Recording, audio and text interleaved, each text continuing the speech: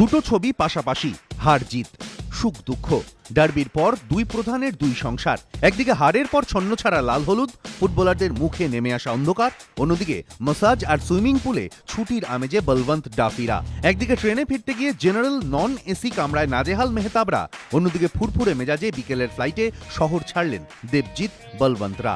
এই বৈপরীত্য কি শুধুই ডার্বির ফলাফলের প্রভাব, নাকি নেপথ্যে কোনো অন্য কারণ? টিম ইস্টবেঙ্গলকে চূড়ান্ত হয়রানির মুখে পড়তে দেখে বারবার এই প্রশ্নটাই তুলছেন ফুটবল বিশেষজ্ঞরা। আই লিগ হাতছাড়া হলেও তখনও ব্যর্থতা থাবা বসাতে পারেনি বাগান ব্রিগেডের অন্দরমহলে। আগাগোড়া সেখানে টিম স্পিরিট অটুট। আগাগোড়া সবুজ মেরুন স্কোয়াডের মেন্টরের ভূমিকায় দেখা গিয়েছে কাতজুমি সনিদের। অন্যদিকে লাল হলুদ ব্রিগেডে এখনো প্রকৃত নেতার অভাব। আই লিগ ডার্বিতে হারের পরই লাল হলুদের কোচ কর্তাদের মতান্তরের ছবি সামনে আসে।